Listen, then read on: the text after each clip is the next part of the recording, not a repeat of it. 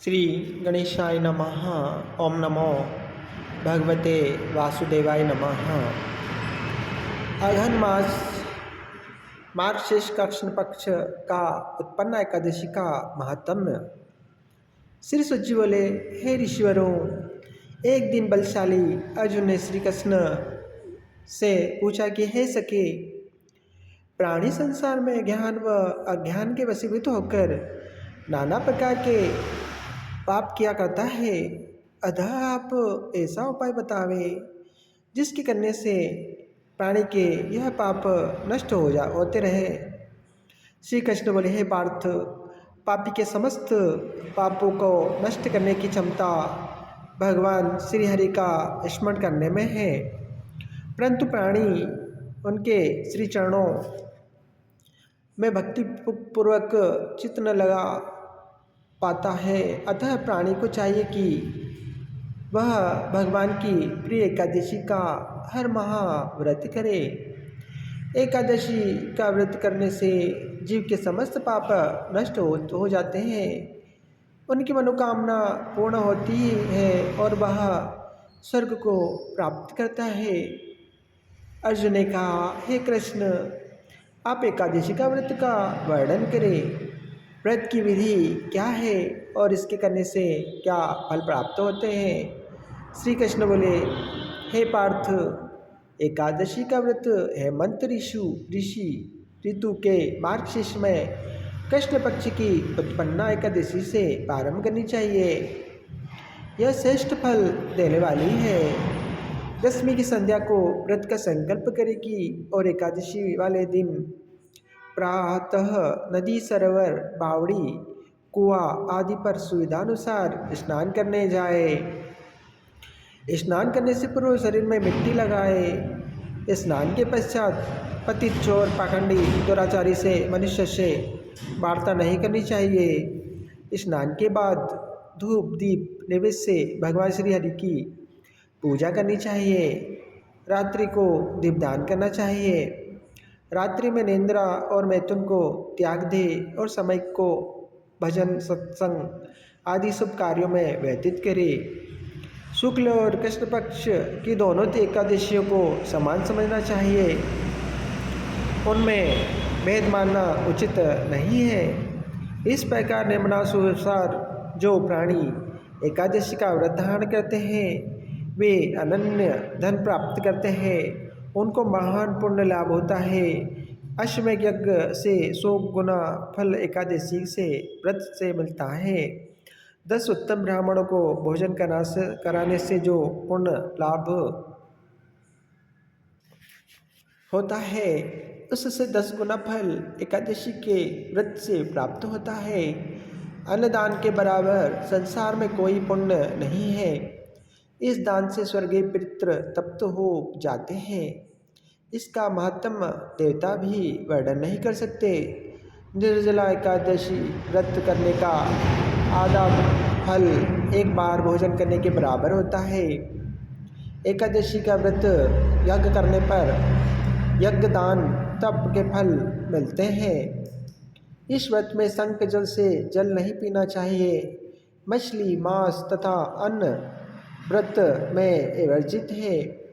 एकादशी का व्रत का फल हजारों यज्ञों के से भी अधिक है।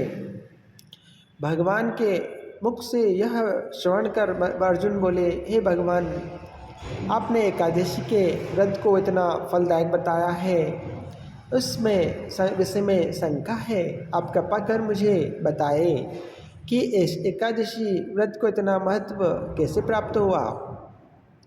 श्री कृष्ण बोले, हे पार्थ, एकादशी भगवान श्री हरि की आदि शक्ति है। इसी कारण भगवान श्री हरि की आदि शक्ति इसी कारण उसे इतना महत्व प्राप्त है। तुम इसकी प्रार्थना तथा श्रवण करो। सतयुग में मूर नामक एक भयंकर दैत्य था। उस दैत्य ने इंद्र को जीत लिया। तब इंद्र ने शंकर से प्रार्थना की, हे शंकर, हम सब देव मूर दैत्य के अत्याचारों में से मृत्युलोक में बुरा जीवन व्यतीत कर रहे हैं। आप इस दुख से छुटने का उपाय बताए। महादेव जी बोले, हे देवेंद्र, आप विष्णु भगवान के पास जाइए। इंद्र अन्य देवताओं सहित क्षीर सागर गए। भगवान सैया से सैया पर शयन कर रहे थे। भगवान को शयन करते देख इंद्र ने उनकी स्तुति की। हे देवेश, आपको बारंबार प्रणाम है। हे दैत्य संहारक, हे मधुसूदन, आप हमारी रक्षा करो। समस्त देव दैत्यों से भयभीत आपकी शरण में आए हैं। आप संसार के कारक कर्ता हैं। आप जगत की उत्पत्ति, उसका पालन और संहार करते हो। आप सारे संसार का उपकार करते हो। सूर्य, चंद्र, अग्नि, द्रव्य, मंत्र, तंत्र, यजमान, यज्ञ, कर्म, कर्ता, भोक्ता आदि सब आप ही हो। आप सर्वव्यापी हो। शरण में आए हुए की आप रक्षा करते हो। दैत्य ने हमें स्वर्ग से निकाल दिया है। हम पृथ्वी पर विचरण कर रहे हैं। अब आप हमारी रक्षा कीजिए। देवता की ये करुणा वाणी सुनकर श्री भगवान बोले, हे देवताओं में कि ये करुणवाणी सुनकर श्री भगवान बोले, हे देवताओं, वह कौन सा दैत्य है जिसने तुमको जीत लिया है? इंद्र बोले, हे भगवान, आप प्राचीन काल में नाड़ी जंग नामक दैत्य था। उसी के पुत्र का नाम मोर है। उसकी राजधानी चंद्रावती है। मोर ने अपने बल से समस्त विश्व को जीत लिया, देवताओं को देवलोक से निकाल दिया। आप उस दैत्य को मारकर देवताओं की रक्षा करो। इंद्र के वचन सुनकर श्री भगवान बोले, देवता, मैं तुम्हारे शत्रु का संहार करूँगा। आप चंद्रावती नगरी को चलो। जब भगवान देवताओं के पीछे चंद्रावती नगरी पहुँचे, उस समय मोर अनेक दैत्यों के साथ युद्ध भूमि में गरज रहा था। युद्ध होने पर असंख्य दानव विविध अस्त्र शस्त्रों को धारण कर देवताओं से युद्ध करने लगे। भगवान विष्णु युद्ध क्षेत्र में आ गए और सुदर्शन चक्र से उनके शंखों को, शस्त्रों को नष्ट करते लगे। इस युद्ध में अनेक दानव मारे गए। दैत्यराज मोर भगवान के साथ युद्ध करता रहा। भगवान मोर को मारने के लिए जिन शस्त्रों का प्रयोग करते थे, वे उसके तेज से नष्ट होकर उस पर पुष्पों के समान गिरने लगे। अनेक अस्त्र शस्त्रों का प्रयोग करने पर भी जब भगवान उसे न जीत सके तो मल्ल युद्ध करने लगे। भगवान उस दैत्य से युद्ध करते रहे परंतु उसे जीत न सके। अंत में भगवान विश्राम करने की इच्छा से बद्रिकाश्रम चले गए। 48 कोस लंबी एक द्वार वाली हेमवती गुफा में शयन करने के लिए भगवान घुसे। हे पार्थ, उन्होंने इस गुफा में शयन किया। वह दैत्य भी यह देख पीछे चला आया और शयन करता देख उन्हें मारने को तैयार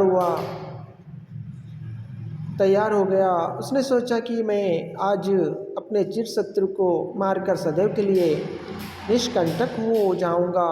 किंतु उसी समय उनकी देह से एक अति सुंदर कन्या का दिव्य अस्त्र धारण करके उत्पन्न हुई और दैत्य से युद्ध करने लगी। वह दैत्य उस कन्या से लगातार युद्ध करता रहा। समय बीतने पर उस कन्या ने दैत्यों के अस्त्र शस्त्रों के टुकड़े टुकड़े कर दिए और उसका रथ तोड़ दिया। तब वह दैत्य क्रोध करके उससे मल्लयुद्ध करने लगा। उस कन्या ने उसको धक्का मारकर मूर्छित कर दिया। जब दैत्य मूर्छा से जागा तो उसका सिर काट दिया। राक्षस सिर काटते ही पृथ्वी पर गिर मृत्यु को प्राप्त हुआ। भगवान की निंद्रा खुली तो दैत्य को मरा देखकर आश्चर्य करने लगे, इस दैत्य को किसने मारा है? तब वह कन्या हाथ जोड़कर बोली, हे भगवान, यह दैत्य आपके वध को तैयार था। मैंने आपके शरीर से उत्पन्न होकर इसका वध किया। तो भगवान बोले, हे कन्या, मैं तेरे ऊपर अत्यंत प्रसन्न हूँ। तूने देवताओं को सुखी किया, इसलिए तू वरदान मांग। कन्या बोली, हे भगवान, मुझे यह वरदान दीजिए कि जो मेरा व्रत करे उसके पाप नष्ट हो जाए, वह अंतलोक में स्वर्ग को जाए। मेरे व्रत का फल रात्रि को जागने वाले को मिले और उससे आधा फल एक समय भोजन करने वाले को मिले। जो भक्तिपूर्वक मेरा व्रत करे वे स्वर्ग को प्राप्त करे। जो प्राणी दिन तथा रात्रि को एक बार भोजन करे वे धन्य हैं। जो विष्णु भक्त हैं वे धन्य हैं। जो एकादशी महात्म को स्वर्ण व पाठ करते हैं उन्हें अश्वमेध यज्ञ का फल मिलता है तथा अंत में विष्णु लोक जाते हैं, क्योंकि एकादशी व्रत के समान दूसरा व्रत नहीं है। इति श्री उत्पन्ना एकादशी पाठ संपूर्णम। ओम नमो भगवते वासुदेवाय नमः। कर्पूरगौरवं करुणावतारं संसारसारं भुजगेन्द्रहारं सदा वसन्तं हृदयारविन्दे भवं भवानी सहितं नमामि।